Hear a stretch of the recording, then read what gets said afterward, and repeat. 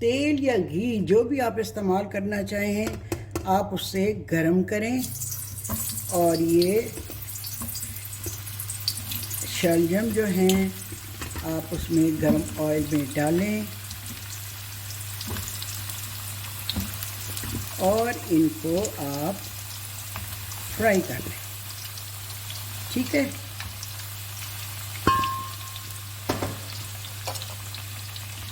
Fry करके आप इनको गोल्डन कर लें अच्छी तरह। आप छुरी के साथ, कांटे में ज़रा ज़्यादा ज़ोर लगता है, आप छुरी के साथ इनको गूंथ लें और फिर आप इन्हें फ्राई करके गोल्डन ब्राउन कर लें। ठीक है,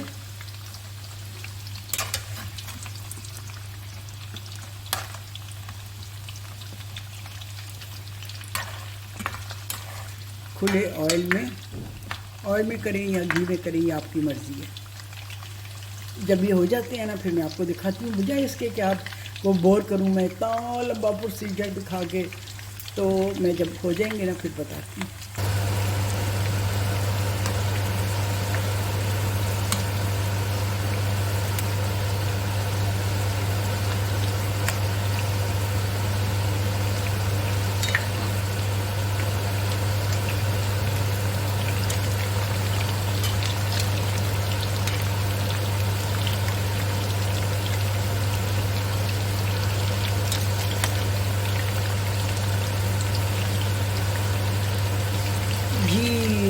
हमारे शलजम जो हैं वो हो रहे हैं गोल्डन और बल्कि ऑलमोस्ट हो चुके हैं। ठीक है, इनको हमने भून दिया। अच्छा, मेरी अम्मी जो है ना वो हल्दी भी ऊपर लगाया करती थी, लेकिन आज की जो रेसिपी में है ना इसमें हल्दी नहीं लगी, नमक और हल्दी लगाया। वो जो शबदेग पकाते हैं ना, आज तो मैं बना रही हूँ ना शलजम का कोरमा।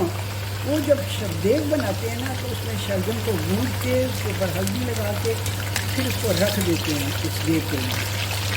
अब ये हो गए हैं और मैं इनको निकाल लेती हूँ।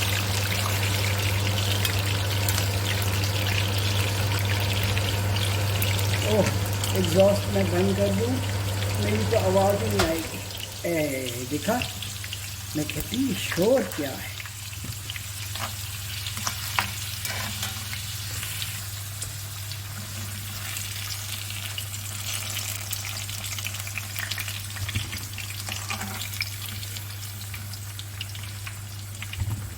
जी, सारे के सारे एक ही जैसे हो गए। मैंने जो बड़े प्रीत से उसको छीला था, एक ही सफ़ में खड़े हो गए महमूद व अयाज। ना कोई बंदा रहा ना बंदा रवाज, ना मेरे वाला वो गोल रहा, ना हाउस हेल्प का किया हुआ छीला हुआ, सब एक जैसे हो गए। ठीक, अच्छा जी, अब मैंने इसमें डाल दिया प्याज। अब प्याज को करेंगे हम ब्राउन और इसके साथ लहसुन और प्याज को बारीक करके हम पीस लेंगे ब्लेंडर में डाल के। ठीक है, तो ये प्रोसीजर भी हो जाए ना तो फिर मैं आपको दिखाती हूँ, वरना फिर आप क्या इतना लंबा इसको लाल होता हुआ देखेंगे, ब्राउन होता हुआ। ये अब देखें जी, मसालों वाली प्लेट, सारे मसाले मैंने आपको बता दिए। उसके बाद मैंने ये ऐड किया है इसमें सफ़ेद तिलों का पाउडर, भुने हुए सफ़ेद तिलों का पाउडर 1 टीस्पून और कुछ लौंग और काली मिर्चें, ये मैंने उसके बाद ऐड की हैं, जो पहले मैंने आपको दिखाया था। बाकी सारे मसाले मैंने आपको बता दिए। सूखा धनिया पाउडर, लाल मिर्च, ज़ीरा सफ़ेद, अजवाइन, नमक, कश्मीरी लाल मिर्च, सफ़ेद तिल और थोड़ी सी हल्दी, आधी टीस्पून हल्दी।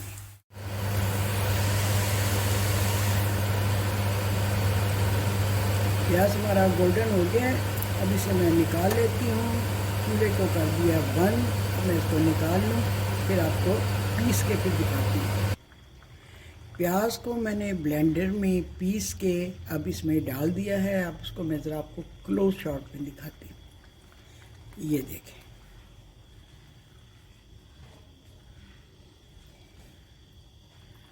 और इसके साथ ही लहसुन भी पिसा हुआ डाल दिया हमने, अदरक भी डाल दी। शलजम में अदरक डालना बहुत ज़रूरी होता है।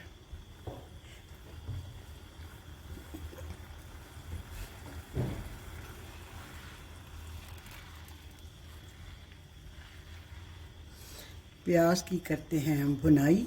मैंने 1 कप आपको दही का बताया था, दही को फेंट लें और ये अपने पास रख लें, ठीक है।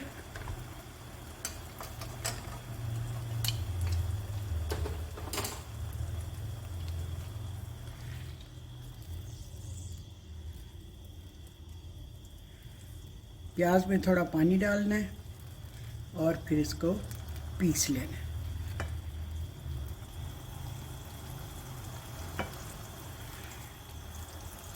ये मैंने जो आज ये पैन ख़रीदा है, मुझे बड़ा मज़ा आ रहा है इसमें पकाने का, इतना अच्छा लग रहा है। I am really enjoying it.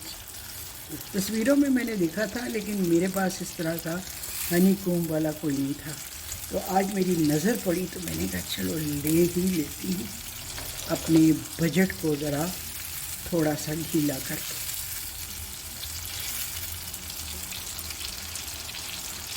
ये वही तेल है जिसमें मैंने शलजम फ्राई किए थे। फालतू तेल मैंने निकाल दिया था। तकरीबन इसमें पौना कप घी का इस्तेमाल होता है, तो मैं तो घी की जगह पे तेल इस्तेमाल कर रही हूँ, ठीक है। आप चाहें तो देसी घी इस्तेमाल करें, जिनके घरों में देसी घी इस्तेमाल होता है आज भी। मैं तो देसी घी बहुत कम चीज़ों के लिए, जो हबी के लिए कोई चीज़ बनाती हूँ स्पेशल, उसमें देसी घी इस्तेमाल करती हूँ, लेकिन आम खानों में तो तेल इस्तेमाल करती हूँ या फिर दूसरा घी, वनस्पति घी। अच्छा जी, मसाला हमारा हो गया। अब ये सारी चीज़ें हम इसमें डालने जा रहे हैं, ठीक है।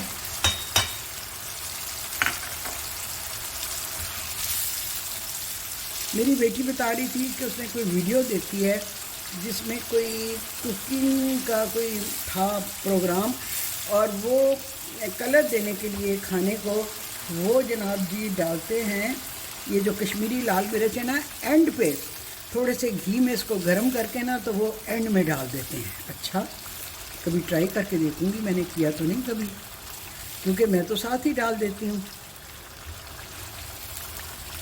अच्छा जी, मसाला आपने भूनना है, साथ साथ थोड़ी थोड़ी आप दही भी डालते जाएं, ठीक है।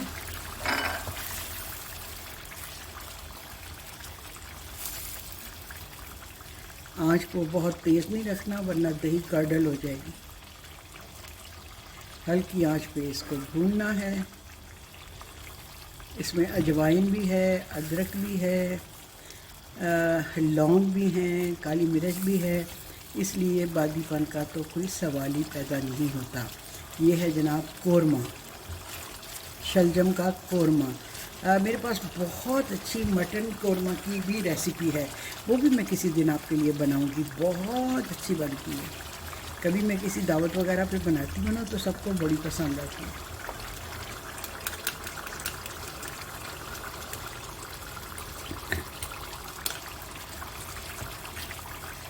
आपने थोड़ी और दही डाल दी।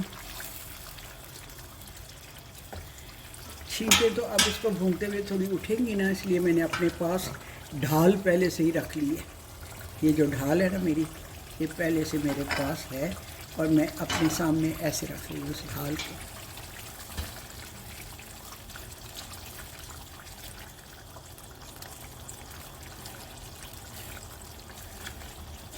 ताकि मेरे ऊपर छींटे ना पड़े, ठीक है। अब मैं बाकी की दही भी डालती हूँ, ढाल को रखती हूँ यहाँ और बाकी की दही डालती हूँ इसमें। 1 कप दही है ये, और इसके साथ हमारे पास तो ये फ्राई शुदा शलजम थे, वो भी डाल देती हूँ, ऐसे डाल देती हूँ, ठीक है।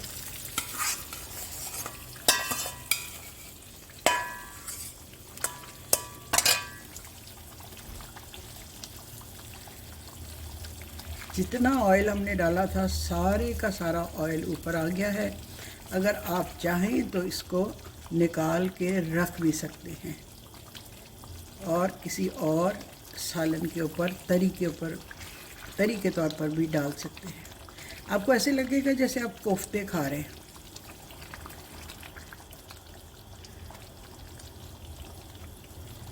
बिल्कुल आपको लगेगा चिकन के कोफ्ते हैं। मैं ज़रा इसको ऐसे ढाँपती हूँ ताकि मेरे ऊपर छींटे ना पड़े।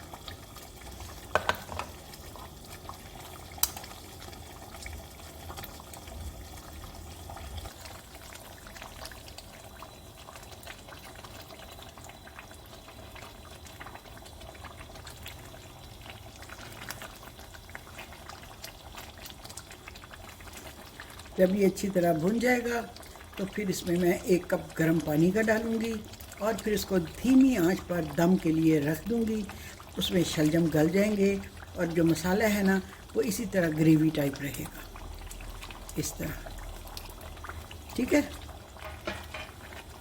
क्योंकि छींटें उड़ती हैं ना तो इसलिए मैं इसको ढाँप के पका रही ऐसे। जी मैं आपको बताऊं, मेरे हबीस को जब खा रहे होंगे तो क्या कहेंगे, वो कहेंगे काश इसमें लैम्प भी डला होता, काश इसमें मटन भी डला होता। ये क्या, बग़ैर गोश्त के? जी हाँ, ये कोरमा है, शलजम का कोरमा, जिसमें आपने देखे कितने अच्छे मसाले डले हैं, कितनी खूबसूरत शक्ल है। और एक साइज़ के मैं चुन के स्टोर में से लेके आई हूँ, सारे शलजम्स में से यानी शलजमों में से, तो मैं चुन के लेके आई हूँ एक साइज़ के। ये देखें, तो उन्होंने यकीनन ये कहना है, ये क्या बग़ैर गोश्त के? जी हाँ। अच्छा, यहाँ से हमारे रास्ते जुदा भी हो सकते हैं। इसको पंजाबी और कश्मीरी अलग अलग टच के लिए, ये जो टच है ना ये तो कश्मीरी टच नहीं है। अगर इसको मैं कश्मीरी टच दूँ ना तो इसमें मैं थोड़ी सी चीनी या गुड़ की डली या थोड़ी शक्कर शामिल कर दूँ, लेकिन इस वक्त मैं इसको जो ओरिजिनल रेसिपी है उसको नहीं छेड़ती, उसके मुताबिक मैं इसको रहने देती हूँ। हाँ, अगर मूड हुआ और नेक्स्ट टाइम अगर मैंने बनाया, जब भी कभी बनाया और अपने टेस्ट के हिसाब से बनाया, तो इसमें मैं थोड़ी चीनी भी शामिल करूँगी। ठीक है, ये मैं आपको बता दूं, अगर आप कश्मीरी हैं और डालना चाहते हैं चीनी तो आप ज़रूर डालें, लेकिन इस वक्त मैं इसको ओरिजिनल हालत में ही रहने दूंगी। हो सकता है अगर कल थोड़ा सा बच जाए तो मैं इसमें फिर थोड़ी शक्कर या चीनी डाल दूँ। जी, बुनाई तो इसकी अच्छी हो गई है। अब इसमें मैं 1 कप के करीब गर्म पानी डालती हूँ और फिर उसके बाद इसको हल्की आंच पे पकने देंगे। ये देखिए,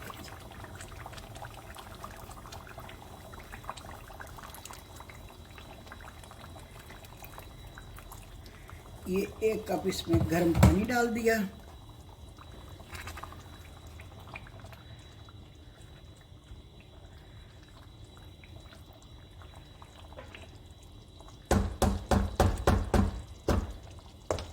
आंच को कर दिया हल्का, और इसका मैं शीशे का ज़रूर, मेरे पास कोई ना कोई साइज़ का ढकना होगा, वो मैं देखूंगी और फिर इस कढ़ाई नुमा जो भी पॉट है इसके लिए मैं वो निकाल के रखूँगी। जी, शलजम का कोरमा हो गया तैयार। मैंने कांटा लगा के छू के देख लिया है, गल गए हैं शलजम हमारे, और मसाला भी देखें इसका, ये देखें शोरबा। घी ऊपर से मैं उतार लूँगी, जितना घी डाला था सारे का सारा, ऑयल सारा। अच्छी बुनाई की निशानी ये है कि जितना भी आपने ऑयल डाला हो पूरे का पूरा सालन के ऊपर आ जाता है। ठीक है जी, हमारा शलजम का कोरमा हो गया है तैयार। ये देखें जी, ये देखिए, इसको मैं अब डिश में डालती हूँ। और आज मेरी जो नई एक कढ़ाई, वो डिश, पैन, जो भी आप समझ लें, उसकी ओपनिंग सेरेमनी भी है। और ये देखें शलजम। अच्छा, पहले मैं डाल लूँ इसमें, फिर मैं आपको दिखाती हूँ। ठीक है जी, शलजम के कोरमे की रेसिपी किस अरसे से ये मेरे पास लिखी हुई पड़ी है, और मैंने कहा आज मैं आपके लिए बना दूं। सब्ज़ियां कुछ लोगों को बहुत पसंद होती हैं, और जनाब जी आज सब्ज़ी का ये जो कोरमा है वो मैंने आपके लिए बनाया, और इसके जो मुझे कमेंट्स मिलेंगे वो मैंने आपको पहले से ही बता दिए हैं। कोरमा और बगैर गोश्त के ये कैसे हो सकता है जी। कितना खूबसूरत लग रहा है, सो ब्यूटीफुल। और मैंने थोड़ा चख के देखा है, इतना मज़े का इसका मसाला है ना